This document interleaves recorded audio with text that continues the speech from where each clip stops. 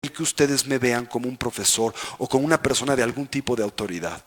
¿No es cierto? Ahí están mal, pero esa es harina de otro costal, ¿no? Si ustedes no me percibiesen de esta manera, yo no podría estar aquí dando una conferencia, ¿verdad? Dicho de otra forma, mi identidad como profesor es coemergente o depende de la percepción que ustedes tienen de mí como tal. No obstante, sus sentidos les engañan y tienen certeza de que yo existo como profesor independientemente de ustedes. Esto es falso, ¿verdad? O por ejemplo, la silla en la que ustedes están sentados realmente existe de la manera en que sus sentidos se la revelan. Por ejemplo, cuando ustedes entraron en este auditorio, ni siquiera lo pensaron dos veces, llegaron y se plantaron en su sillota, ¿verdad? Con total certeza de que eso es una silla, independientemente a ustedes. Falso, para empezar, ¿esta silla fue siempre silla? ¿Qué piensan? No, hubo momentos en donde las partes que constituyen esta silla evidentemente no lo eran. ¿Esta silla será siempre silla? Denle 20 millones de años, les aseguro no va a quedar vestigio alguno de ella, ¿verdad? Ahora, ¿esta silla depende de causas y condiciones o es inmune a causas y condiciones? Yo llego con un mazo y unas tijeras y un puñal y la destazo, pero siempre permanece la silla. Mañana te pongo, no sé, un tablado y ahí te pongo todos los cachitos de la silla y tú agarras mi silla y te sientas en ella. No, ¿verdad? Pero tu percepción es que la silla existe por sí misma, sin partes, ausente de movimiento como tal. Y además, ¿esta silla realmente es silla desde su propio lado? Esto es, todos los perceptores la ven como silla. Pregúntenle a la polilla, que en este instante es su cena. ¿No? O simplemente me paro en este cojín, ya no es silla, ahora es banco. O en un momento de violencia justificada, tomo la silla, se las aviento a la cabeza y es un extraordinario misil. Ya no es silla, ¿verdad? Por lo tanto, una intuición fundamental de la filosofía budista, que hasta ahora la física relativista avala, es el hecho de que todo lo que existe, como existe, interdependientemente. Mas nuestros sentidos lo perciben exactamente al revés, como independiente. Por ejemplo, cuando ustedes interactúan con alguien que les es difícil, pongámosle nombre, un enemigo, especialmente mientras se encuentran realmente inmersos en el fragor del odio y del enojo, ¿cómo perciben este sujeto? ¿Como absolutamente enemigo, sí o no? ¿Como enemigo desde su propio lado, independientemente y absolutamente enemigo, sí o no? Es más, una de las campañas fundamentales que van a tratar de emprender es una de convicción a todos los que le rodean de que esta persona existe como ustedes la ven, ¿no? Le dicen a sus amigos, ¿estás conmigo o en mi contra? En otras palabras, ¿ves a esta persona como enemigo o como amigo? No existe así. Si realmente existiera de la manera en que la percibes en ese momento como enemigo, todos los perceptores tendrían que verlo así. La realidad es que su mamá lo ve de otra manera, ¿verdad? O aunque sea su mascota, lo quiere, hasta el peor de los criminales le da de comer a la rata que tiene como mascota, ¿verdad? Y el hecho de que lo percibas como enemigo depende de una variedad de causas y condiciones, ¿no es cierto? Y no es enemigo para todos o no es enemigo en todo momento, ¿verdad? Cuando tu enemigo se encuentra en el WC descargando a Willy, ¿es enemigo? No opera de esta manera, no en ese momento, ¿verdad? Mas lo percibes como si existiese independientemente de ti, así. Lo cual me lleva a la última y la más profunda de las observaciones del Buda, que requiere de un enorme trabajo contemplativo para intimar dentro del ámbito de la vida humana. Porque todo existe a manera impermanente, cambia, muta y se transforma momento a momento. Porque todo existe interdependientemente, depende de causas, condiciones y circunstancias. Nada tiene existencia inherente. Dicho de otra manera, nada cuenta con identidad absoluta, nada existe a manera sólida y nada existe de nueva vez de forma independiente. Tomemos algunos ejemplos. Esta pluma láser. ¿Podríamos nosotros afirmar que la pluma láser existe de la manera en que nuestros sentidos y nuestra idiosincrasia nos la revelan? Creemos que en mi mano está una pluma láser. ¿Tiene tal cosa como una existencia inherente como tal? Desde su propio lado, independientemente a ustedes y de forma absoluta, ¿es pluma láser? Veamos. Si este objeto fuera desde su propio lado pluma láser, tendría que ser pluma láser todo el tiempo, ¿no es cierto? Vuelvo a insistir.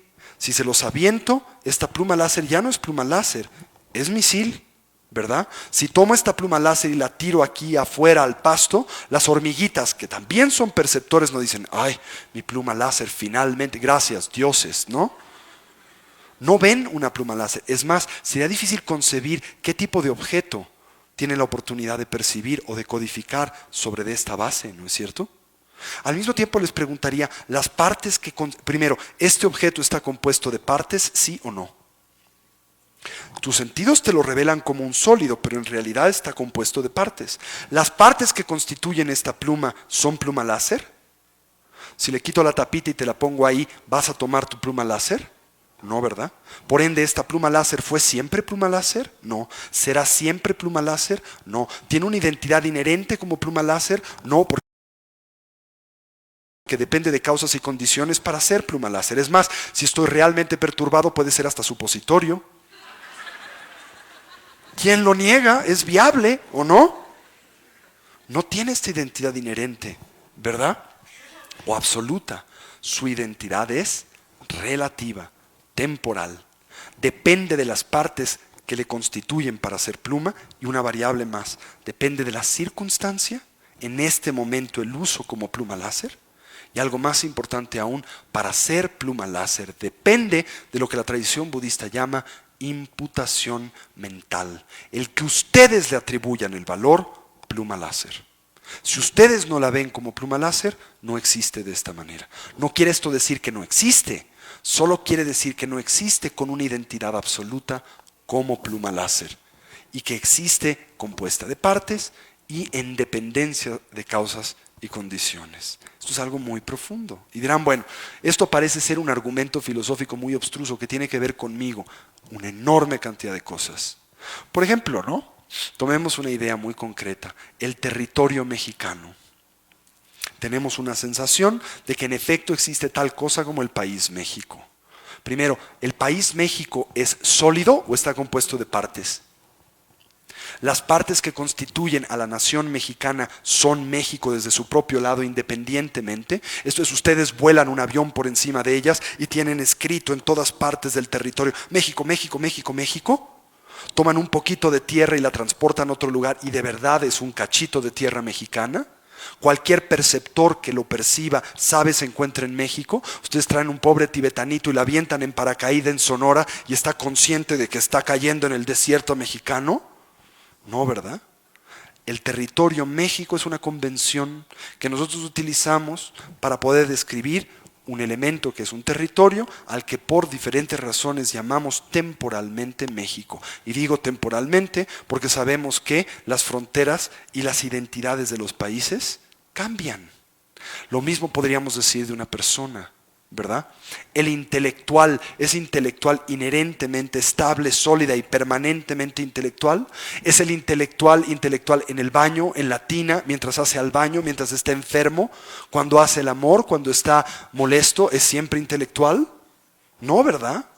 Su intelectualidad y función de esta naturaleza es temporal. Es el médico inherentemente médico, viene muy al caso por el entorno en el que estamos, que es una facultad de medicina. Si hay individuos que han construido una identidad del todo fantasiosa, rígida y absoluta, son los médicos. Son médicos todo el tiempo, sin darse cuenta que el médico es solo médico temporal, relativamente hablando. Cuando llega a casa, puede ser el bruto, el papá, puede ser el hijo, ¿no? Pero no es todo el tiempo médico, aunque intenta comportarse como tal todo el tiempo. Por ende, el Buda concluye algo muy interesante. Dice lo siguiente: la defensa y la presentación del yo fantasioso que llamamos identidad es una de las fuentes fundamentales de sufrimiento y dolor en la vida. En otras palabras, la defensa de Marco Antonio profesor, la defensa de tal por cual ingeniero, la defensa de yo hombre, la defensa de tu mujer, todos elementos tan solo temporales que presentamos y defendemos como si fueran inherentes. Bien. Esto desemboca en algo muy sofisticado, y dice el Buda: producto de este desconocimiento fundamental de la manera en que los fenómenos existen, el hecho de que no solamente malaprendemos la impermanencia de los fenómenos, sino les proyectamos permanencia, El hecho de que no tan solo ignoramos la interdependencia de los fenómenos, sino también les proyectamos independencia. El hecho de que desconocemos el que los fenómenos carecen de existencia inherente, sino que les proyectamos existencia inherente, es la fuente de nuestros múltiples problemas y dificultades. Y construimos una cosmovisión centrada en el desconocimiento de estos factores que por naturaleza desemboca en la crisis, el dolor y la insatisfacción. ¿Por qué? Porque producto del hecho de que creemos que todo lo que existe tiene estas cualidades, es permanente, es independiente y posee identidad absoluta, llegamos a pensar que existen cosas, personas y circunstancias que independientemente a nosotros y desde su propio lado son fuentes inherentes de felicidad y simultáneamente fuentes inherentes de dolor.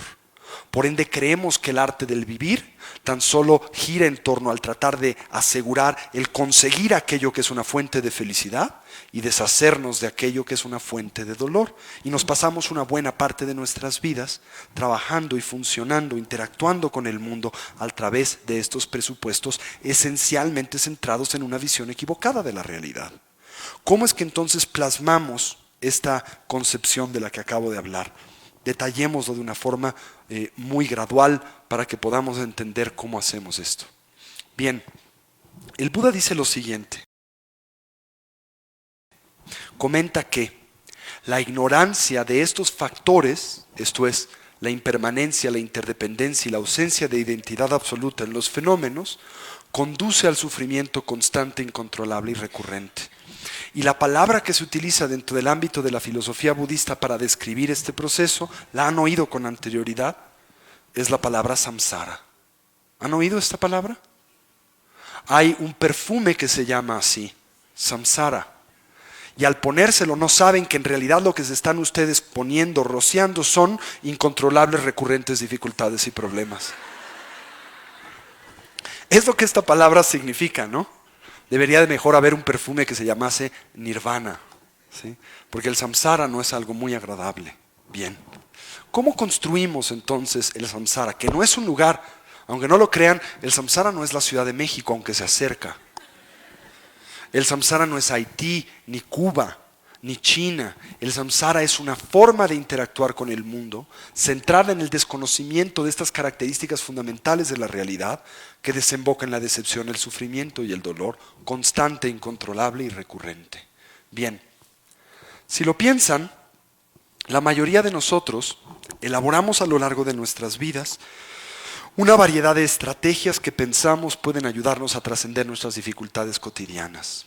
A estas estrategias se les presenta en la filosofía budista a través del siguiente tópico. Se les llama las 8 condiciones mundanas. Y yo las intitulo de una forma un poco distinta, con base en un síndrome psicológico muy curioso, y las intitulo los 8 y si solos. Y les llamo así porque siempre vienen acompañadas estas estrategias de este tipo de justificante. Y si tan solamente, entonces. Y si tan solamente obtuviese tal o cual cosa sería feliz, o lo contrario. Y si tan solo me deshiciese de tal o cual cosa, dejaría de sufrir. ¿Qué tienen en común estas estrategias? Por eso se les llama mundanas. Tienen en común una percepción equivocada.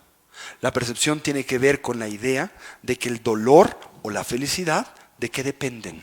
De algo afuera de nosotros, de algo externo, que tiene por naturaleza una identidad capaz de proveernos de felicidad o, para el caso, una identidad responsable de producir en nosotros dolor. Por lo que pensamos, si esto es una fuente de felicidad, mientras más tenga de esto, más felicidad. O pensamos, independientemente de quién interactúa con esto que yo veo como una fuente de felicidad, va a experimentar con igualdad de circunstancias e intensidad la experiencia de felicidad que yo tengo al interactuar con este algo. O independientemente del estado mental, circunstancial o emocional en el que este individuo se encuentre, al interactuar con este estímulo que es una fuente inherente de felicidad, va a experimentar felicidad. Lo mismo con el dolor. Porque este objeto, persona o circunstancia desde su propio lado a manera autónoma por sí mismo es una fuente de dolor, mientras más se haga presente, más intenso es el dolor que experimentaré. Independientemente de quién interactúe con él o con ello, va a experimentar esa intensidad de dolor. E independientemente de la circunstancia en la que me encuentre, la interacción con este objeto o persona va a producir el mismo resultado: dolor, insatisfacción y sufrimiento. Si lo piensan, todas las estrategias con las que interactuamos con el mundo se basan en esta percepción equivocada de la realidad, una que se centra en el desconocimiento de las tres marcas o características de la realidad. Planteemos cuáles son las más comunes en nosotros, ¿sí? Y aquí el budismo, diría yo, o la tradición budista es contundente, dicho de otra manera, es tan lógica que de alguna manera nos encajona a aceptar o a vislumbrar la inocencia o la ignorancia con base en la cual interactuamos con estos factores. El primero: y si tan solo tuviera suficientes bienes materiales, dígase abundancia o riqueza, sería feliz. ¿Estarían de acuerdo que la sociedad con la que hoy convivimos enarbola esto como un valor trascendente? ¿Sí o no? Te lo venden por todos lados, ¿no? El concepto de la riqueza, la abundancia de bienes materiales como una fuente real de felicidad. Si lo piensan, la totalidad de la mercadotecnia se basa en este principio. ¿Qué hace el mercadólogo?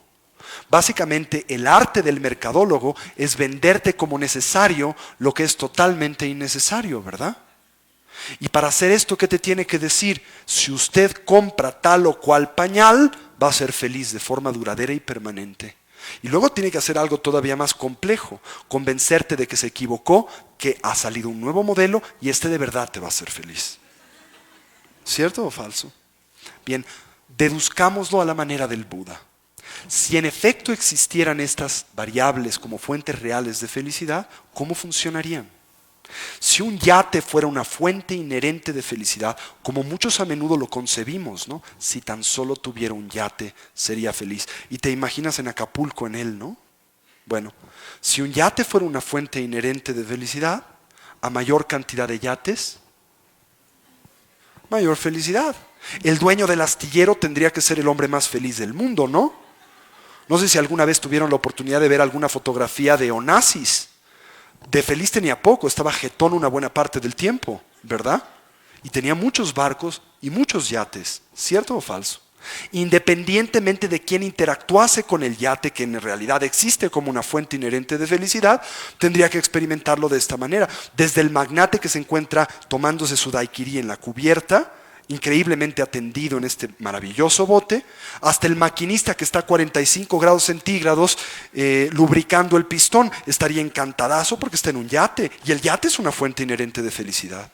Independientemente de la circunstancia, el yate tendría que producir felicidad, y si el magnate está encerrado en su camarote en el medio de una crisis diarreica, estaría encantado porque está en su yate. ¡Ah! ¿No? Si lo piensan, nada de esto es validable, ni siquiera el sentido común, el menos común de los sentidos, dice el Buda, ¿no? Pero seguimos pensando que si solamente pudiéramos conseguir el yate, nos daría felicidad, ¿verdad? Y cuando finalmente al interactuar con este tipo de dimensión material nos decepciona, pensamos que el problema tiene poco que ver con nosotros, que simplemente tiene que ver con el hecho de que nos equivocamos de estímulo. Es que, ¿sabes qué? Perdón, no era el yate, pero es el coche, ¿verdad? El yate es cierto, tienes razón, ya me di cuenta, no me dio felicidad. Mi hermano, que le encantan los barcos, ¿no? Dice que hay dos momentos de suprema felicidad en la relación con una embarcación: el día en que la compras y el día en que la vendes, ¿no? Requieren de un enorme mantenimiento, son un auténtico martirio, y más en este tipo de países como los nuestros, en donde los servicios son muy pobres, ¿verdad? Entonces dices, me equivoqué, ¿sabes qué? No era el yate, pero si tengo un coche, ese me va a dar felicidad duradera. O si tengo un avión. Y de nuevo, si los aviones fueran fuentes inherentes de felicidad, los dueños de la Boeing serían los hombres más felices del mundo. Independientemente de quién conviviera o interactuara con el avión, sería feliz, e independientemente de las circunstancias. Te subes al avión, tienes problemas de mareo, pero estás encantadote porque estás en el avión que opera y existe como una fuente inherente de felicidad. Falso. Falso, falso, falso. Pero constantemente nos relacionamos con el mundo con este tipo de expectativas, ¿sí o no? Y es compulsivo. Ni siquiera hay voluntad de por medio, es automático, ¿verdad? Ves un objeto que te es placentero sensorialmente, te quieres aferrar a él y realmente crees que existe de la manera en que tus sentidos te lo revelan. ¿Qué me dicen de lo contrario? Algo que la sociedad de consumo exalta constantemente. La ausencia de riqueza o abundancia material es una fuente inherente de dolor. A mayor pobreza, mayor dolor, ¿verdad? Saben que hay toneladas, literalmente toneladas de evidencia antropológica que negarían una observación de esta naturaleza. Las sociedades más pobres no son necesariamente las más jodidas emocionalmente. ¿Saben ustedes que los índices más altos de enfermedad mental y suicidio se encuentran en los países más desarrollados y no en los más pobres? ¿Cuándo han oído de depresión en el medio de una tribu masái? ¿No? Esto no existe, es un fenómeno urbano, ¿no es cierto? Si la pobreza fuera una fuente inherente de felicidad, mientras más pobre, más infeliz. Independientemente de quién fuera pobre, tendría que ser infeliz, e independientemente de su circunstancia personal, la pobreza tendría que darle infelicidad.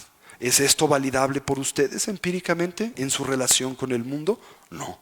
Mas no obstante pensamos esto y vivimos aterrados de perder lo que tenemos, creyendo que si tan solo esto sucede, esto va a garantizar nuestro dolor y nuestro sufrimiento. Esa es una estrategia, ¿no? Uno de los modelos de relación con el mundo más comunes con el cual interactuamos con la realidad. ¿Qué me dicen de la siguiente? Y si solamente pudiera contar con suficientes estímulos sensoriales, sería feliz. ¿Les dice algo esta? ¿Cuál es el estímulo sensorial del siglo? El sexo, ¿no? Te lo venden por todos lados, hasta en la sopa. Carambas, te quieren vender una llanta de coche y tiene que salir una muchacha en bikini sacando la pierna y sobándola. ¿O no? ¿Y cuál es el mensaje subliminal? Y si usted compra la llanta, obtiene a la güera, y si tiene a la güera va a ser feliz permanentemente. ¿Verdad? Veamos, ¿no? A mayor cantidad de sexo, mayor felicidad. Claro que siempre hay alguien en el auditorio que dice, ¡yes! ¿No? ¿Será cierto? Imagínense teniendo 300 encuentros sexuales en un día. ¿Estarían encantados o adoloridos y raspaditos? Independientemente de quién tuviera sexo, sería feliz. Esto es, ustedes salen ahorita del auditorio, alguien se los pesca y se los viola y estarían encantados. ¿Verdad? Independientemente de su circunstancia, el tener sexo les daría felicidad. Tienen un tremendo dolor de cabeza, están exhaustos, tienen fiebre, pero lo único que necesitan es un rapidito. No, ¿verdad? Pero vivimos obsesionados con el sexo, más una cultura como la nuestra, en donde constantemente se nos vende la idea de que si tan solo lo tienes, este te va a hacer feliz y además constante y duraderamente. La ausencia del sexo es una fuente inherente de dolor. ¿Todos los que no lo tienen sufren? No. Independientemente de quién no lo tenga, ¿sufre por no tenerlo? No. Independientemente del estado en el que se encuentre, el no tener sexo produce en él sufrimiento. No. Pero también se nos vende esta idea. Es más, hasta psicoanalíticamente hablando, parte de la teoría psicoanalítica comenta la importancia de la sexualidad en la vida de los seres sintientes, sin considerar el hecho de que una de las características que diferencia al humano de otras especies es su capacidad de manipular el instinto del eros, el instinto sexual, el líbido. ¿No? ¿Qué me dicen de la siguiente? Esta es una poderosa en la cultura en la que vivimos, si lo piensan. Hemos sido profundamente socializados a través de esta. El nombre, la fama, la reputación son fuentes inherentes de felicidad. Desde que eres pequeñito, ¿qué te vende tu papá? El mío me decía, desde que estaba en la cuna, tienes que ser alguien, ¿verdad? Y lo decía con una motivación positiva. Y si tan solo lo eres, vas a ser feliz. Ahora, al hacer un recuento de este evento, me da un poco de tristeza el no haber tenido la sobriedad para poder ver y decir, papá, tú eres alguien y estás muy jodido. Esto es, el haber obtenido nombre o fama o reconocimiento y reputación no te han dado lo que buscas. Vean a Michael Jackson. Si la fama fuera una fuente inherente de felicidad, indudablemente es uno de los hombres más famosos del mundo y también más infelices, ¿verdad? Independientemente de quién la obtuviese, en el momento de obtenerla serías feliz. E independientemente del estado en el que te encuentres, el interactuar con la fama, el nombre o el reconocimiento te daría felicidad. No, no es validable empíricamente, es una fantasía. No obstante, interactúas con estas variables de una forma verdaderamente intensa y neurótica. Te pasas tu vida buscando la aprobación de tus padres, creyendo que si tan solo aprueban de ti, finalmente vas a ser feliz. Y una de dos, o nunca viene esta aprobación y es una fuente constante de insatisfacción y dolor en tu vida, o cuando llega finalmente te das cuenta que no te da la felicidad que buscabas. Díganme la siguiente: la ausencia o la falta de reconocimiento, la difamación o la mala reputación son fuentes inherentes de infelicidad. ¿Todos de aquellos de los que se habla mal automáticamente sufren? Pregúntenle a todos nuestros políticos, muchos están muy contentos, ¿verdad? No, tampoco, pero tenemos este temor constante. Y la última es verdaderamente significativa, si la piensan o la conciben, ¿no? Y si tan solo tuviera control, ¿verdad? Esto es lo que nuestra sociedad nos vende, la fantasía del control. Si yo tuviera control, sería feliz, permanente y duraderamente. Piensen en los hombres que a lo largo de la historia de la humanidad realmente han contado con control, entre comillas. César, Hitler. De verdad, control sobre la vida y la muerte de miles de personas. Eran gente feliz. ¿verdad? A mayor cantidad de control, mayor felicidad o mayor angustia, producto del temor a perderlo, ¿no? Independientemente de a quién le llegue el control, le da felicidad, independientemente de su circunstancia. Es más, me atrevería a decir algo: el control es una mera fantasía. No solamente es imposible de obtener, nunca lo has tenido. La idea de que has tenido control es una mera fantasía. No tenemos control sobre una buena parte de los factores que acontecen en la vida, pero tenemos dominio de algo que es significativo, nuestra forma de percibirlos. Y eso es significativo. ¿Hasta aquí vamos? El Buda concluye con algo muy confrontativo. Y concluye diciéndonos: estos son nuestros trucos. No hay más. Estas son las estrategias con las que convivimos con el mundo, en esencia. Y producto del hecho de que se encuentran fincadas en una visión equivocada de la realidad, nos condicionan a la experiencia del dolor, la insatisfacción y el sufrimiento constante, incontrolable y recurrente. ¿Y cómo le llama a esto el Buda? Samsara, un círculo vicioso. Ahora, profundiza un poco más y dice lo siguiente: bueno, ¿y cuál es la raíz de estos tipos de sufrimiento, de este tipo de insatisfacción? Y le llama el dolor del cambio o el dolor de la transformación. ¿Sí? Piensen en esto. Se refiere a la ignorancia o el desconocimiento en torno a la naturaleza impermanente de la realidad o de los fenómenos.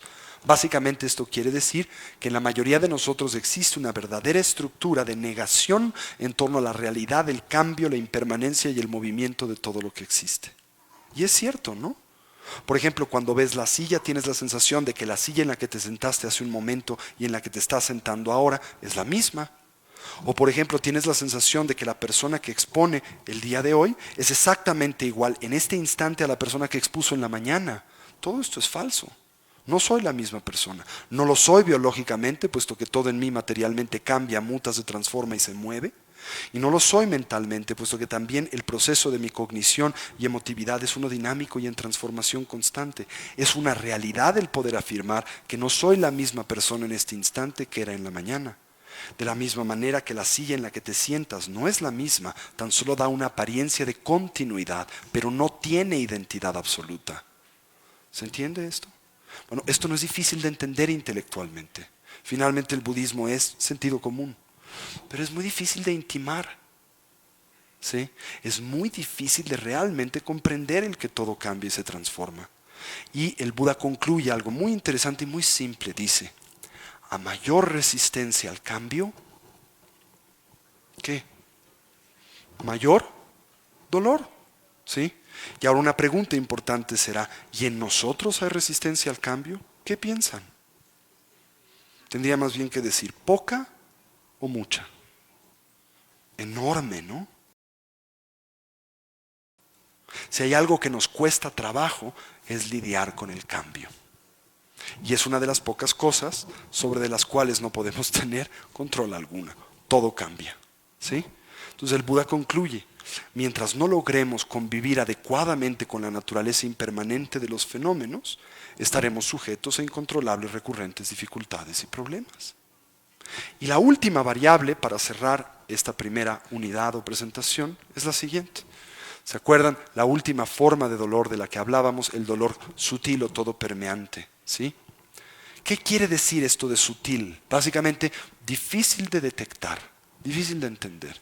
Todo permeante quiere decir que permea como interpretación del mundo a la totalidad de nuestra relación con la cotidianidad, ¿sí? El origen fundamental desde la perspectiva budista del sufrimiento, realmente difícil de detectar, difícil de observar, ¿sí? ¿Y a qué se refiere? Se refiere no tan solo a la ignorancia en torno a la naturaleza cambiante o mutativa de la realidad, sino particularmente la ignorancia en torno al cómo nosotros cambiamos y nos movemos momento a momento. En otras palabras, también a mayor resistencia al cambio en nosotros mismos, ¿qué? Mayor dolor y sufrimiento. ¿Sí? Y hay una enorme resistencia porque hemos construido una identidad que vemos fantasiosamente como inherente, estable, absoluta y concreta, que carece de este tipo de identidad. ¿Hasta aquí vamos? Hagamos entonces un recuento de lo que acabamos de presentar. La primera observación o intuición del Buda es simple. La vida es difícil, en ella tenemos problemas y dificultades. Los problemas y las dificultades que cotidianamente experimentamos se manifiestan en diferentes órdenes. El dolor común y corriente que nos es fácil de detectar, con el que tratamos de trabajar cotidianamente a través de diferentes estrategias para la administración del conflicto. El dolor del cambio, que tiene que ver con la resistencia que experimentamos a la naturaleza impermanente de los fenómenos, que nos produce también tensión y sufrimiento, y el dolor sutil, que tiene que ver con las ideas equivocadas que hemos construido en torno a la manera en que existimos. ¿Vamos? El primero de estos es uno con base en el cual construimos una serie de estrategias que fundamentalmente ignoran las características de la realidad, la impermanencia, la interdependencia y la ausencia de identidad absoluta, y que nos llevan a construir una serie de modalidades de relación con el mundo basadas en fantasías, los solos. El elemento o el hilo conductor común de estas estrategias es una creencia. La creencia de que la felicidad y el dolor dependen del entorno con el que convivimos y no de la manera en que lo percibimos. Y la creencia de que en los objetos, personas y circunstancias existe desde su propio lado inherentemente una identidad capaz de brindar felicidad o responsable del dolor. De tal manera que, por ejemplo, cuando estás enamorado, crees que lo que sientes al estar enamorado no tiene absolutamente nada que ver contigo, es responsabilidad del otro. El otro es adorable, ¿verdad? Y crees que es magnífico y extraordinario y existe de una manera totalmente fantasiosa. Es más, construyes una identidad esencialmente falsa, una combinación de factores que no son validables. Cuando te enamoras de alguien, crees que existe como una combinación imposible entre Santa Teresa de Ávila, San Juan de la Cruz, Arnold Schwarzenegger, Bill Gates, todo en una sola persona, sin darte cuenta que estas características no necesariamente se combinan la una para con la otra, ¿verdad? Te aferras a esta idea, realmente crees que existe de esta manera y crees que desde su propio lado es una fuente real de felicidad en tu vida que tienes que tener y de la cual depende tu felicidad. Hasta se lo dices, ¿no? Es que tú me haces feliz. No, no tiene nada que ver conmigo. Tú me haces feliz. Sin darte cuenta que si esa persona existiera de la manera en que la percibes, no te podrías acercar a 100 metros de ella. Así de popular sería una fuente inherente de felicidad. Sería el hombre o la mujer más popular del mundo, ¿verdad? Luego, eventualmente, cuando esta persona realmente te revela su naturaleza, muy distinta a la que le proyectas, te decepcionas. Y por si fuera poco, le echas la culpa. Me mentiste, ¿no? Ni tiempo tiene de mentirte, estás tan ocupado en proyectarle fantasías, ¿no? ¿De verdad te enamoras de alguien o de las fantasías que proyectas en alguien producto de tus necesidades? Esto es muy profundo. Nos ahorraríamos infinitos problemas si pudiéramos realmente lograr profunda comprensión de esta observación, ¿no es cierto? Y el Buda dice, Mientras más te resistas a la naturaleza mutativa de las cosas, más sufres. Por ejemplo, ¿no? Tienes en tu casa un mueble que te encanta. No sufres porque constantemente emprendes una labor condenada al fracaso para que éste no se deteriore y aguante la presencia de ese famoso equipo de demolición que son las muchachas, ¿no? Y todo el tiempo estás haciendo un esfuerzo para que no te lo rayen, para que no se apolille, para que vienen gente a tu casa y casi estás bloqueando el mueble, ¿verdad? Y estás todo el tiempo tenso para que no le pongan el vaso encima, y si ponen el vaso encima lo quitas y le estás limpiando todo el tiempo, y tus invitados se sienten acosados porque cada vez que dejan algo lo levantas y te lo llevas a la cocina. Y finalmente estás luchando en contra de algo con lo que estás condenado a fracasar. El mueble es impermanente, está sujeto a deteriorarse. Te guste o no, lo aceptes o no, ¿verdad? Y si lo aceptas, ¿cómo vas a convivir con el mueble? No es que le digas a tus amigos, ahora sí, traigan el hacha, ¿no? Pero simplemente hay una infinita mayor tolerancia a la naturaleza cambiante y mutativa de ese objeto. Y la última variable que el Buda presenta como muy, muy importante es, no solo te resistes al cambio de las cosas, te resistes al propio cambio de la idea que has construido de ti mismo, que es también fantasiosa. La idea que tienes de cómo existes, de tu yo, ¿sí? Yo como mamá, yo como mexicano, yo como maestro. Una idea que es temporal, que es relativa, que depende de causas y condiciones, pero que tienes la sensación existe desde su propio lado, independientemente, sólidamente y de forma permanente. Por lo tanto, ¿qué pasa cuando alguien no deja de hablar en el curso? ¿No? Tienes la sensación de que esto es algo personal. Y no es personal, es un hábito, ¿no? Y porque no es personal, no necesariamente te molesta. Pero si es personal y has construido una identidad fantasiosa, es que yo soy el mejor de los profesores, ¿cómo es que no dejan de hablar? Entonces pierdes la concentración, sufres porque alguien pone en tela de duda tu identidad como profesor. ¿Cuál identidad? Eres solo un bruto que por alguna razón alguien ve de otra manera. Punto. ¿No? Bien, todo esto suena fácil, ¿verdad? Pero es tremendamente difícil de actualizar en la vida. Y requiere de una enorme cantidad de trabajo. ¿Hasta aquí vamos más o menos? Después de nuestro receso, hablaremos de la segunda de las verdades nobles. ¿Y cuál es esta? Es la segunda observación, la que el budismo presenta a través de lo que llama samudaya, la exploración del origen de la naturaleza insatisfactoria de la vida que el Buda presenta a través del concepto del triple veneno. ¿Vamos más o menos hasta acá? Tomemos entonces una pausa de unos 10 minutos y volvemos. Gracias. Clarificar algunos puntos que me imagino están ahí presentes o pendientes y luego tener esta sesión y preparar el material que vamos a presentar el día de mañana. Vamos entonces a empezar de la misma manera que lo hicimos por la mañana y en esta sesión, con un pequeño ejercicio de concentración. Nos sentamos derechitos, sin recargarnos en el respaldo del asiento, un poco al borde del mismo, nuestras manos en el regazo. Vamos a concentrar la atención en el proceso de la respiración, particularmente de la exhalación. Etiquetamos a cada exhalación con un número hasta llegar al número 7 y repetimos esto 3 veces. Recuerden, a cualquier idea, sensación, distracción o estímulo que emerja, simplemente obsérvenla, déjenla pasar, no elaboren sobre de la misma y traigan su atención al respirar. Vamos a hacer esto entonces por un momento.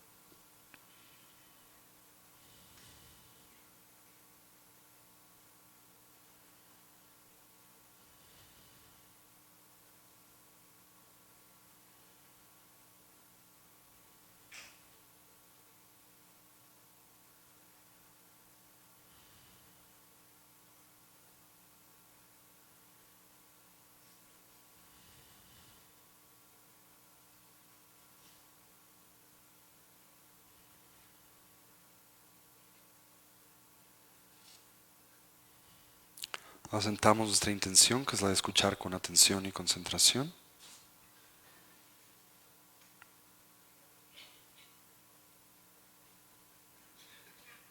Y nuestra motivación, el por qué estamos aquí, con el propósito de aprender nuevos métodos y medios, a través de los cuales podamos ser de mayor beneficio a nosotros y a los que nos rodean.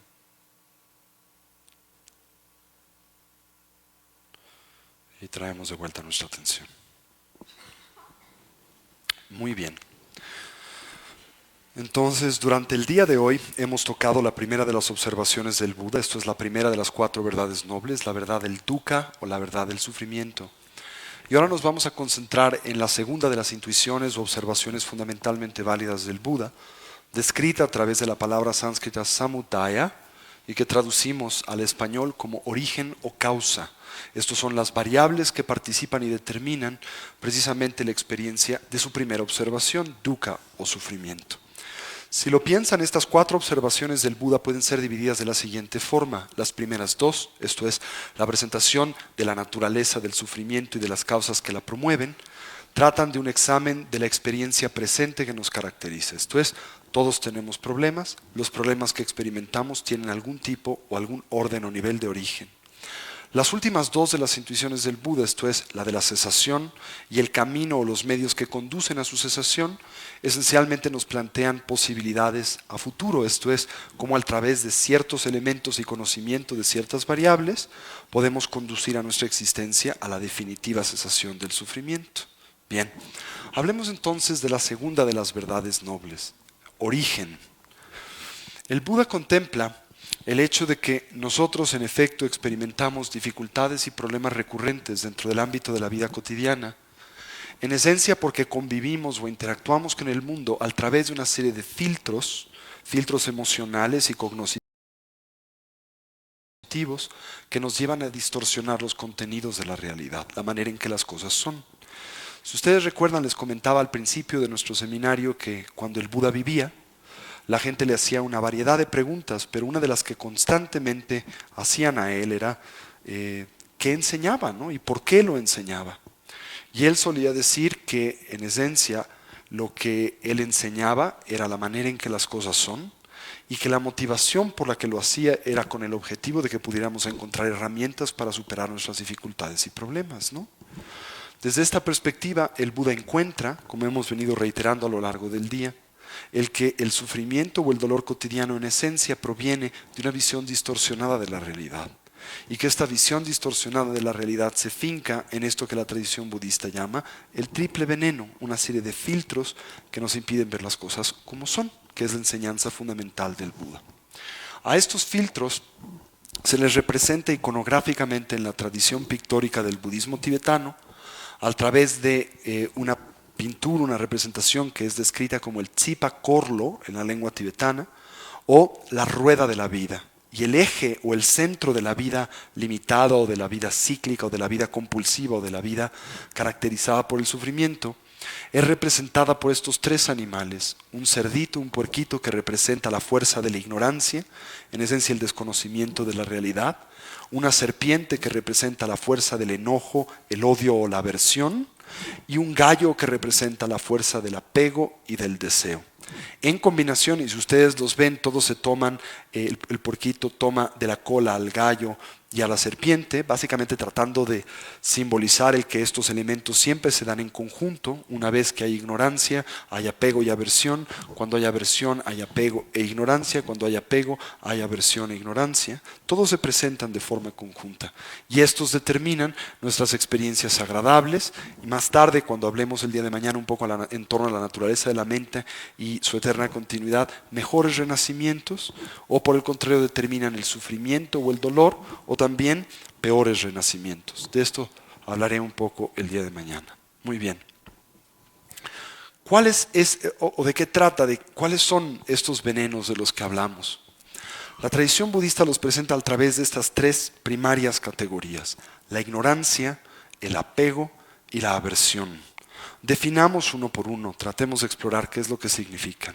Empecemos por el primero, ignorancia. ¿Sí? ¿Qué es lo que se quiere decir por la palabra ignorancia?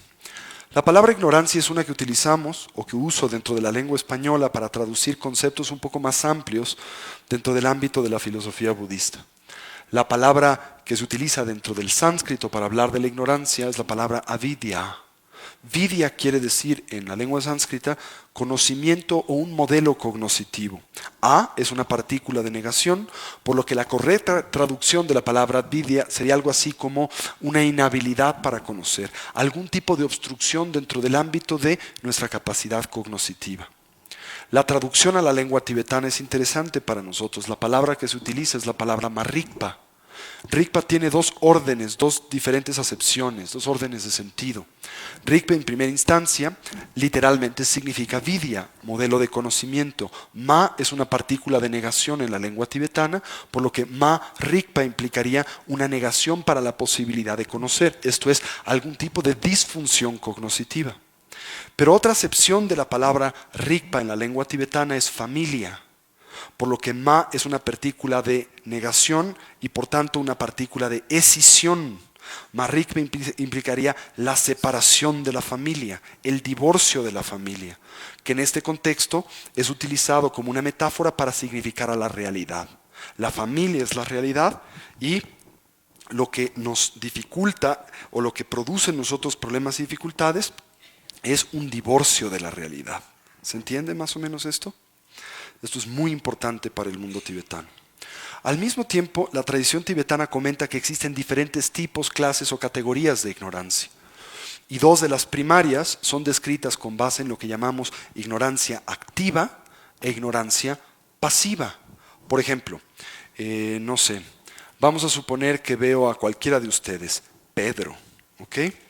La ignorancia pasiva implicaría el que desconozco la manera en que Pedro se llama. Me preguntan, oye, ¿quién es tal persona? Y yo digo, la verdad, no sé. Esto es ignorancia pasiva. La ignorancia activa es mucho más compleja. No solo no sé cómo es que Pedro se llama, sino que le proyecto un nombre que no tiene y le llamo Manuel. ¿Me doy a entender? El Buda comenta, y con mucha razón, que uno de los problemas primarios de nuestra vida es que manifestamos no tan solo este tipo de pasiva ignorancia en torno a la manera en que los fenómenos existen, sino que también interactuamos con el mundo con una ignorancia activa, proyectándole a los fenómenos una característica, una identidad o una forma de existencia que no corresponde a su realidad. Santa Teresa de Ávila lo ponía de una forma mucho más violenta pero simpática y decía que algo terrible de encontrar en la vida es un tonto, pero más terrible es encontrar un tonto con iniciativa. ¿Sí? Entonces, creo que en este contexto, en el buen sentido de la palabra, en nosotros hay una básica ignorancia en torno a los contenidos de la realidad y una tendencia compulsiva a proyectar sobre la realidad cualidades que ésta no tiene. Esto es a lo que nos referimos cuando hablamos de ignorancia. La ignorancia aquí no es utilizada para describir el que ustedes no saben cuál es el nombre de X capital de un estado de la República Mexicana, sino más bien se utiliza para describir el que desconocemos la estructura con base en la cual existe cualquier cosa, entre ellas, un estado de la República Mexicana. ¿Se entiende más o menos esto? ¿Sí? Bueno, ahora, la ignorancia es un fenómeno activo y dinámico, dicho de otra manera. Desde la perspectiva budista, a lo largo del tiempo sin principio, hemos generado impulsos, hábitos y tendencias para concebir equivocadamente el mundo. De tal manera que cada vez que interactuamos con un fenómeno, compulsivamente le proyectamos una identidad fantasiosa y por ende nos relacionamos equivocadamente con él, proyectándole expectativas y necesidades que no puede cumplir y que nos lanzan naturalmente a la decepción, el sufrimiento y el dolor recurrente. ¿Sí? La ignorancia entonces viene acompañada de dos grandes compinches, sus grandes compadres, podríamos ponerlo así. Sí, bueno, la definición esencial entonces de la ignorancia en el mundo budista es esta: una crónica inhabilidad para comprender las características fundamentales de la realidad. Crónica quiere decir una tendencia repetitiva y habitual. Inhabilidad se refiere precisamente a lo que entendemos por avidya o marikpa, algún tipo de disfunción cognoscitiva, que se expresa o se manifiesta como a través de ignorar o negar las características fundamentales de la realidad. Las conocen ya, la impermanencia, el cambio y mutación constante de todos los fenómenos, el hecho de que existen interdependientemente, a pesar de que tendemos a percibirlos como independientes, y que en efecto carecen de una identidad absoluta, a pesar de que constante y compulsivamente proyectamos sobre el mundo y todo lo que en éste existe, incluyéndonos a nosotros mismos como perceptores, una identidad concreta y absoluta. La ignorancia entonces no viene sola, siempre viene acompañada de grandes compinches. ¿Cuáles son algunos de los más importantes? El primero es el apego, ¿sí? Muy importante que tengan en cuenta que lo que la tradición budista llama apego no es más que una forma o una versión de la ignorancia, un tipo de función de este tipo de desconocimiento, especialmente cuando se trata de uno activo. ¿Se acuerdan? No solo el desconocimiento del cómo algo existe, sino la proyección de una identidad equivocada sobre aquello que percibimos. La definición tradicional dentro del ámbito de la psicología o la epistemología, el modelo de conocimiento budista de lo que llamamos apego es la siguiente. Se dice que el apego es un hábito quiere decir una conducta recurrente y compulsiva, a través de la cual el individuo tiende a exagerar las cualidades positivas de objetos, de personas, de circunstancias o de ideas. Es una actitud a través de la cual tiende a proyectar cualidades positivas, de nueva vez, sobre objetos, personas, circunstancias o ideas que no las tienen. Una actitud que viene siempre acompañada del aferramiento, ¿sí? Lo que filosóficamente se describe a través del concepto de reificación. Reificación quiere decir el congelamiento de un fenómeno o de una interpretación particular de la realidad. Y finalmente viene acompañada de la creencia, que no es más que eso, una creencia, de que aquello con base en lo cual, de que aquello con lo que convivimos a través del apego, existe desde su propio lado, independientemente al perceptor, como una fuente inherente de felicidad. Por ende, algo que tenemos que tener y algo que pensamos fantasioso es capaz de proveernos, fantasiosamente es capaz de proveernos felicidad duradera. Esa es la definición filosófica, pero vamos a tratar de aterrizarla y ver cómo opera en nosotros cotidianamente. Primero, tendría que preguntar, ¿estarían ustedes de acuerdo en el hecho de que el apego en efecto se encuentra presente como una estructura cognitiva y emocional en nuestras vidas? Dicho de otra manera, ¿es algo que podemos validar a través de nuestra propia experiencia y examen o tenemos que creerle al Buda? No hay mucho que creer, ¿no? Es bastante simple, fácil de validar, constantemente nos vemos sujetos al apego, ¿sí o no? Bien, ahora, ¿estarían de acuerdo con las observaciones del Buda en torno al hecho de que el apego puede ser experimentado para una variedad de estímulos distintos? Esto es, ¿podemos experimentar apegos para seres inanimados, para entidades inanimadas? ¿Puedes tenerle apego que te gusta, ¿no? A tu suéter. Sí, ¿verdad? Puedes experimentar apego para con circunstancias. Esto es algo muy común en nosotros, especialmente cuando hablamos de los viejos, antiguos tiempos, the good old days, ¿no? Los buenos tiempos. ¿No eso es un apego a una circunstancia? La idea de que en el pasado el pasto era más verde, los pájaros cantaban mejor, los políticos eran honestos, cosas de esta naturaleza. Es una idea fantasiosa, pero una para con la cual experimentamos apego. Puedes experimentar apego para con una persona. Pues claro, es evidente, ¿no es cierto? Y finalmente, ¿puedes experimentar apego hasta para con una idea? Esto es, ¿puedes exagerar las cualidades positivas de una idea? ¿Puedes superimponer cualidades positivas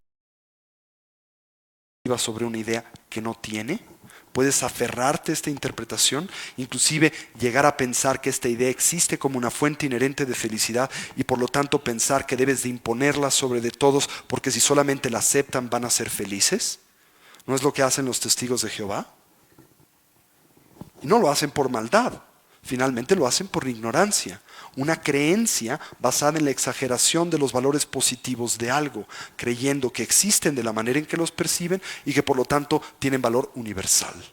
Sin darse cuenta de que si existieran de esa manera, todos los que participaran de su ideología tendrían que ser felices. Absoluta, total, permanente, independientemente, algo que tampoco es validable a través de la experiencia, porque es evidente que todos estos individuos no lo son. ¿Me doy a entender? Bien, pongámoslo en diferentes cosas. El apego a una entidad, ¿cómo se llama? Inanimada, que les gusta su coche, ¿ok? Tienen un bocho Y ahora experimentan para con este apego producto de la ignorancia, este modelo crónico de desconocimiento de la manera en que existe. Lo primero que hacemos con el coche, inconscientemente, es exagerar sus cualidades positivas. Y para cuando te escucho la descripción que haces de tu coche, no puedo reconocer el coche que tienes, ¿no? Es que tengo un coche verdaderamente extraordinario, redondito y sólido. Y realmente se ha dicho que es el mejor coche que se ha ensamblado a lo largo de la historia, etc. Exagera sus cualidades positivas, ¿no? Pero no te conformas con esto, sin darte cuenta, le proyectas cualidades positivas que no tiene. Y una de las cualidades positivas esenciales que le proyectas a través del filtro del apego es una creencia prerracional, la idea de que ese coche desde su propio lado y por sí mismo es una fuente de placer y felicidad en tu vida. Hasta le dices, este coche me hace feliz. Yo tenía un coche hace tiempo, un Jetta, y hasta nombre le puse, le llamaba el Chiquilín. Y le hablaba, ¿no? Y cuando me llevaba a un lugar y llegaba perfectamente bien, lo acariciaba y le decía, gracias, chiquilín, ¿no? Tenía una percepción totalmente fantasiosa de la manera en que él existía y de verdad le proyectaba cualidades positivas que no tenía. Es más, cuando lo estacionaba, era una fuente aparente de placer para mí el irlo viendo al alejarme de él y estar examinándolo, hasta que le empecé a descubrir las primeras abolladuras y mi percepción del chiquilín cambió para siempre, ¿no? De verdad, ¿no les ha pasado que sacan un coche de la agencia y es maravilloso y después de la primera abolladura como si hubiera perdido la virginidad, ¿no? Ya no lo vuelves a ver nunca de la misma manera, ¿verdad? Por si esto fuera poco, te aferras a estas ideas. Tan te aferras que si alguien te dice, oye, ¿tienes coche o bocho? Te insultas, ¿no? Es personal. Puedes irte a los golpes, producto del que han insultado a tu coche, que es una extensión además de tu personalidad. Tan es así que cuando te preguntan, oye, ¿y a dónde estás? Dices, allá. Y de pronto sin darte cuenta hay una identificación plena entre el coche y tú. Tú eres el coche, estás allá. ¿No es cierto? No dices, mi coche está allá, estoy allá. ¿Verdad? Por lo tanto, lo que se diga de tu coche o lo que le suceda a él es evidentemente personal, ¿no? Y por si fuera poco, realmente crees que existe autónomamente de la manera en que lo percibes como una fuente verdadera de felicidad que tienes que tener. Y además que tienes que asegurar exista de la manera en que lo ves duraderamente. Mi maestro era muy simpático, y tenía un vocabulario muy limitado en la lengua inglesa. Más bien hablaba la lengua tibetana. Pero una de las cosas que le encantaba decir era una expresión que oyó en una película de Rocky. Entonces vieron esta serie de las películas de Rocky. Una de estas es una en donde presentan a este nuevo personaje, el famoso Mr. T. ¿Vieron a Mr. T? Un negro súper poderoso, lleno de odio. ¿Se acuerdan de él? Entonces, en una de las escenas de esta película, cuando va a confrontarse con el poderoso ícono Rocky Balboa, le pregunta un reportero televisivo y le dice, oiga, dígame, ¿y cómo ve la película? ¿Cómo la predice? ¿Cómo predice esta lucha? ¿No? Y entonces pausa por un momento Mr. T, mueve las cejas y da esta sensación de amedrentamiento que su personalidad transmite muy naturalmente y dice, ¿Prediction? Prediction, pain, ¿no? Entonces mi maestro vio esta película y le encantó y usaba esa frase, todo decía, prediction, pain, ¿no? Entonces siempre que yo llegaba y pedía consejos, mire, tengo esta situación, ¿cómo la ve? Prediction, pain, ¿no? Entonces, cuando emerge el filtro del apego, como decía mi maestro, prediction, pain. Dolor. ¿Por qué? Porque tarde o temprano este objeto que percibes de forma fantasiosa va a revelar su verdadera naturaleza, como su impermanencia, el hecho de que no existe desde la manera en que lo ves o con base en la identidad que le proyectas, y vas a experimentar decepción. Y sin darte cuenta de lo que estás haciendo, en lugar de cambiar tus modelos cognitivos, cambias de objeto de apego. ¿Lo hacemos con personas? ¿Qué piensan? Por ejemplo, ¿exageras las cualidades positivas de alguien? ¿No lo haces, por ejemplo, con tu madre? ¿Cómo presenta el mexicano promedio a su madre? Como la encarnación de la Virgen de Guadalupe, ¿verdad? pero al mismo tiempo con una especie de beta artística, ¿o no? Exagera sus cualidades positivas. Es que mi madre, fíjate que es una persona realmente pura y moral y al mismo tiempo brillante inteligencia y viva. 20,000 variables que no necesariamente existen ahí, ¿verdad? Además, le proyectas cualidades positivas que no tiene, como piensas que es una fuente real de felicidad, ¿verdad? Que tu estabilidad personal o emocional depende de ella. Te aferras a ella, tanto que en México alguien toca la imagen de la madre y lo matas. Porque existe de verdad de la manera en que tú la ves. El peor insulto para un mexicano es cualquier alusión a la madre, que es un objeto de apego muy poderoso, por tanto de disfunción y distorsión cognitiva, ¿no? Y crees que existe como una fuente real de felicidad en tu vida que tienes que tener y que tienes que preservar. No lo hacemos a través del enamoramiento. Este es un fenómeno muy interesante desde la perspectiva de la psicología budista. Algo que como occidentales hemos heredado del romanticismo europeo, ¿verdad? Exageras las cualidades positivas de la novia y la construyes de la manera en que les comentaba con anterioridad. Es que mira, mi novia es talentosa y maravillosa y al mismo tiempo es sensible y atenta y yo siento que tiene un cierto nivel de espiritualidad como el de la Madre Teresa, pero también en el mundo sensual, en la cama, es algo extraordinario y salvaje, ¿no? Todo en una sola persona, que evidentemente no está ahí, ¿verdad? Le proyectas cualidades positivas que no tiene y se lo dices, ¿no? Es que tú me haces feliz, es que tú eres la fuente de mi felicidad, ¿verdad? Es que tú eres el relámpago de luminosidad que alumbra la oscuridad de mi noche, ¿no?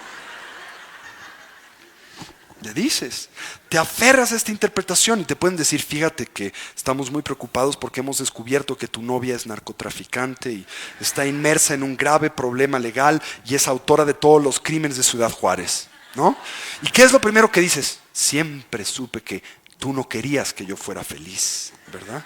Niegas, aunque la realidad sea contundente, aunque los documentos estén en tus manos, te aferras a esa interpretación, ¿verdad?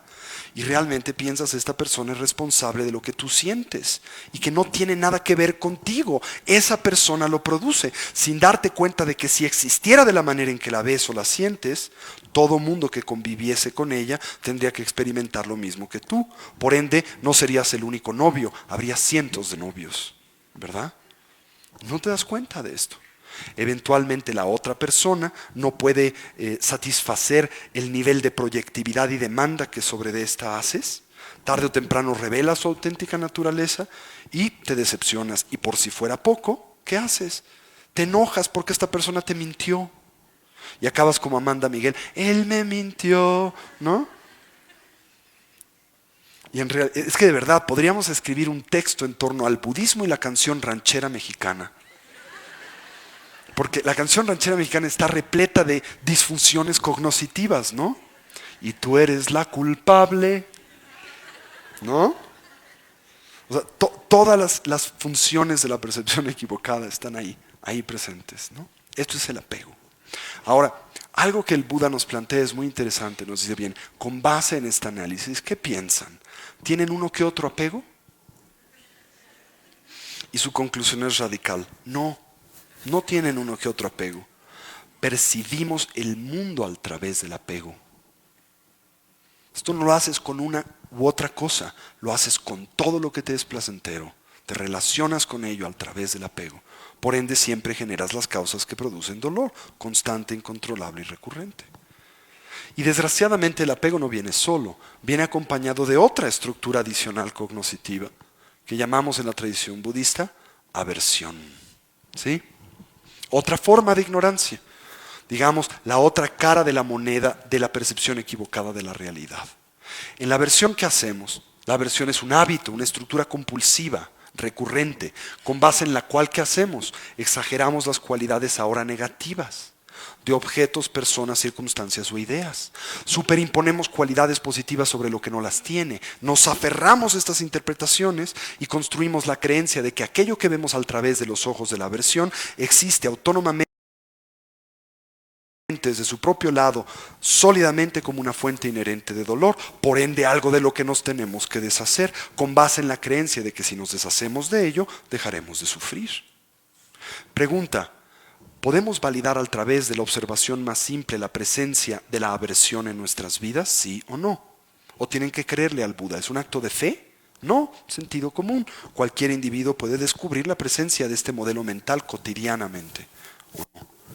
Dos, ¿podemos experimentar aversión para con una cosa, un objeto inanimado? ¿Qué piensan?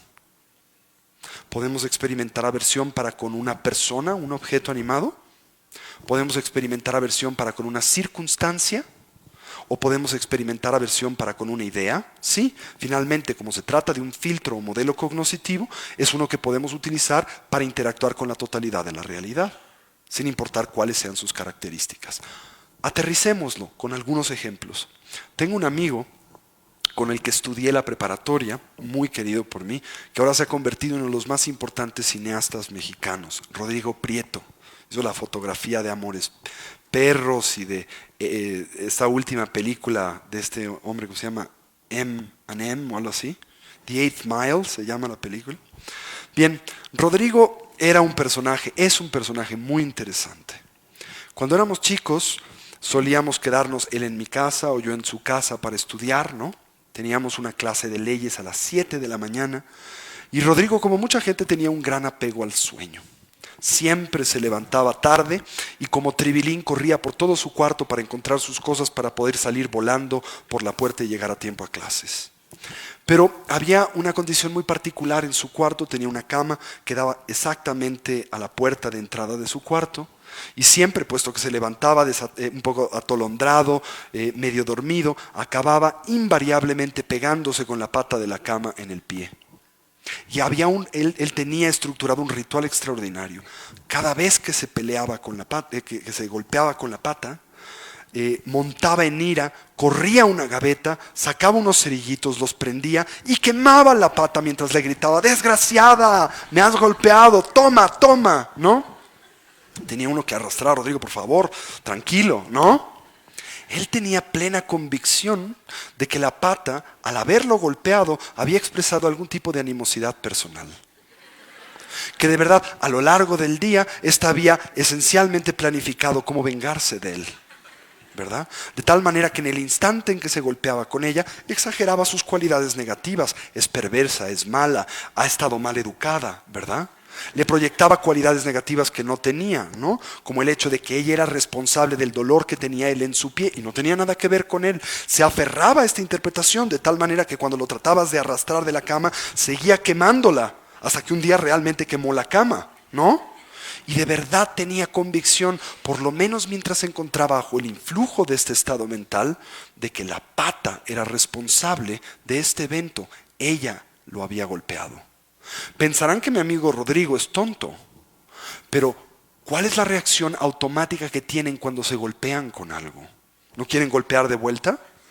¿Verdad? En el instante en que se golpean con la cornisa ahí de la cocina, lo primero que uno hace es desgraciado, y hasta le pegas si puedes, ¿no? Y hay una sensación de gusto. ¡Ay! Te dolió, ¿verdad? ¿Cierto o falso? Cuando se pegan con la pata de la cama o lo que fuere, ¿verdad? A esto se le llama aversión. ¿Lo hacemos con personas? Sí, ¿verdad? Cuando tienes un problema con alguien, ¿exageras sus cualidades negativas? De hecho, no te das cuenta que tienes un problema con alguien, haces de ese alguien un problema. Esto es algo muy sutil. Yo puedo tener un problema con Karl Prats, lo cual no hace de Karl el problema que yo tengo. Y eso es lo que hacemos todo el tiempo, ¿verdad? Exagera sus cualidades negativas, es que Karl es un desgraciado. ¿Cómo? Desde su propio lado, autónomamente, a manera independiente, sólida y permanentemente. No tiene nada que ver conmigo, mi percepción no está involucrada en la identidad de Karl como desgraciado, es siempre, siempre ha sido, será siempre un desgraciado, ¿no? Lo es con todo mundo y en todo momento, inclusive cuando está en el baño. Esta es tu percepción, ¿no? Y te molestas enormemente cuando alguien osa distorsionar lo que no solo piensas en una percepción correcta, sino absoluta. ¿Cómo es que tú te llevas con Karl? Qué poca madre, ¿no? ¿Que no te has dado cuenta que es un desgraciado? Pero es que mira, yo veo que, bueno, tuviste tus problemas con él, pero yo no, todavía no. ¿Verdad? hasta que llegas a tus grandes, sofisticadas conclusiones. A ver, ¿estás con él o conmigo? Porque no pueden ser los dos. ¿Cierto o falso? ¿No hacemos esto? Bien, te aferras a esta interpretación. No hay manera de convencerte de que ese fenómeno no existe de la manera en que lo percibes. Y realmente crees que lo que sientes, ¿de dónde viene? De allá. Por lo tanto, ¿cuál es tu gran resolución? Si solo me deshago de Carl, dejaré de sufrir, permanente y duraderamente. No hacemos esto solo como individuos, lo hacemos como naciones. Vemos hoy perfectamente plasmada esta neurosis de psicología, por ejemplo, en el gobierno norteamericano, ¿no? Y si solo me deshago de Saddam, seré feliz, permanente y duraderamente, ¿verdad? Como individuo, así debe de pensar George Bush Jr., ¿no? Y probablemente como nación, porque el problema que hoy tenemos, la causa de nuestras dificultades, son estos individuos, ¿verdad? Lo hacemos. Y al mismo tiempo, toda esta actitud viene acompañada de lo que dentro del ámbito de la teoría del conocimiento budista, esto es de la psicología budista, se presenta a través de lo que se llaman modelos de escala. Estos son fascinantes. Y los modelos de escala se expresan a través de dos expresiones: los siempres y los nuncas, ¿no? ¿Es que tú siempre o es que tú nunca? Y veamos cómo se utilizan, cómo operan. Una muchacha recién casada conmemora el aniversario de bodas con una maravillosa cena que prepara para su marido. Pone su mejor mantel, su mejor loza, todo en su lugar precioso, decorado, y en primera instancia el marido olvida la cita y llega tarde. Primer problema, ¿no? Al llegar, descuidadamente tira la tetera y riega el té en este bello blanco mantel y lo echa a perder. ¿Qué sucede ahora? La actitud combinada entre el apego y la aversión, ¿no? Primero hay ignorancia, el desconocimiento de la manera en que el mantel existe como un objeto impermanente, ¿no?